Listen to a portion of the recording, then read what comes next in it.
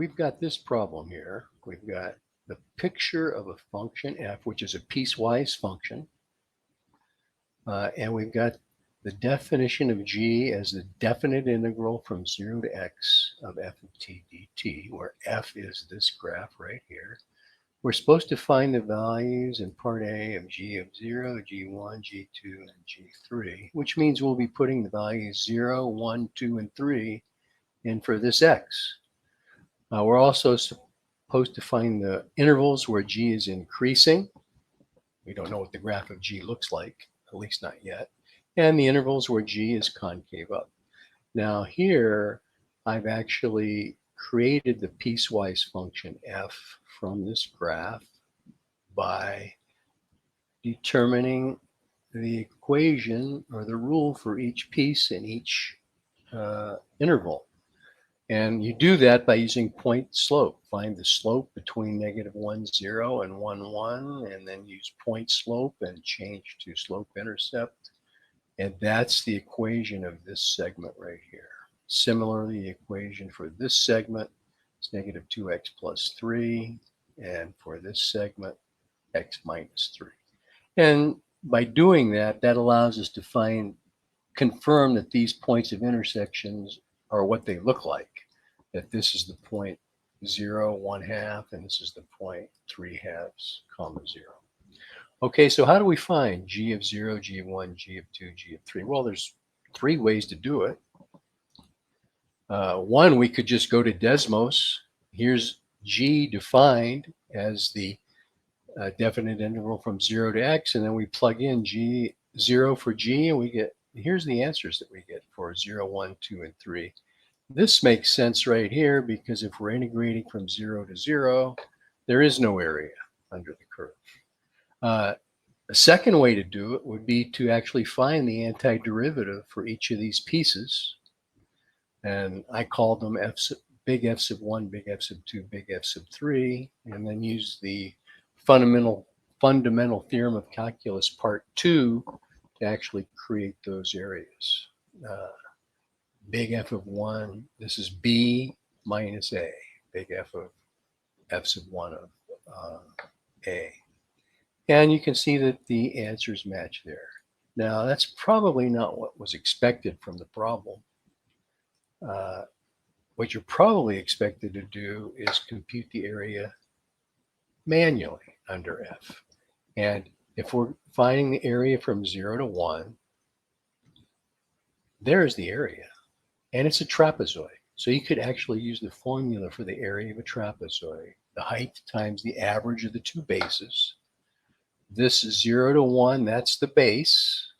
I'm sorry, that's the height. And then each of these is the base, the two bases. So one of them has a height of 1 and one of them has a height of 1/2. Plug those in, evaluate, and you'll see you get 3/4. For 0 to 2, the area looks like this. We already know that this area is 3/4, the trapezoid. This area right here, we can calculate because that's a right triangle. And we know the height is this height right here. We know this is the base from 1 to 1.5 is a half. And so the area of that little triangle is 1/4. Similarly for this one, the red one, the area is 1/4, but we have to subtract that.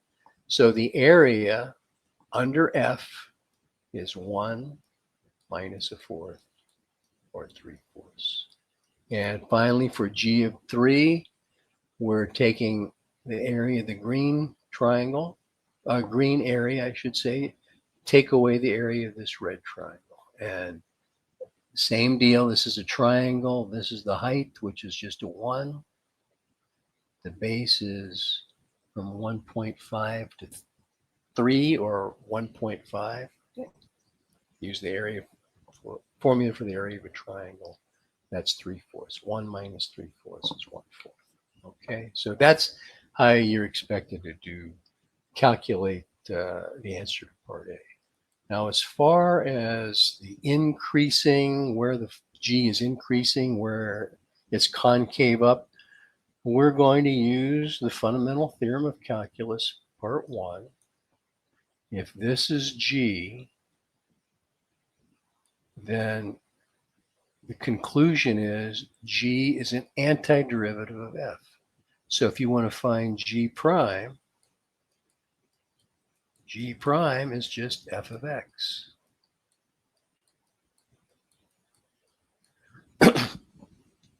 And we're also going to use the first derivative test. I'm not going to read all of this, but normally when you use the first derivative test, you set the first derivative equal to 0, solve, and A and B, for example, could be critical numbers or where the first derivative is undefined.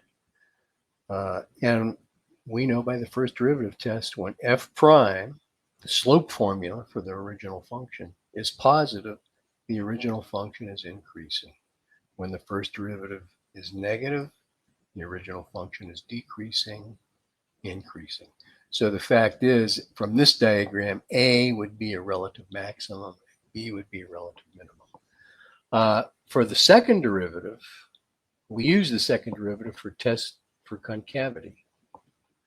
Well, when the second derivative is positive, that tells us that the slope formula, or the first derivative, has tangent lines that are increasing in slope. So they're going like this. And that tells us that the tangent lines are below the curve. So the original function is concave up. And when the second derivative is negative, the tangent lines are decreasing in slope. That tells us that the original function is concave down. I like to remember this.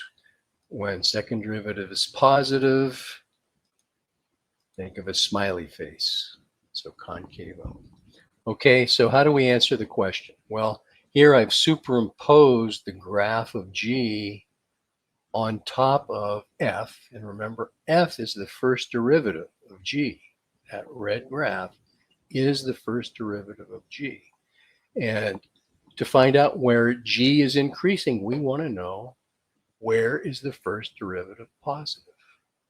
And the first derivative is positive when its graph lies above the x-axis. So the first derivative, the red graph, is positive from -1 to 1.5. And you can see that this graph right here of G is increasing till we get to 1.5. And so that's the interval where G is increasing. You could just get that by looking at the red graph. Where is F positive? Likewise, we could say it's decreasing where F is the first derivative is negative. And where is G concave up?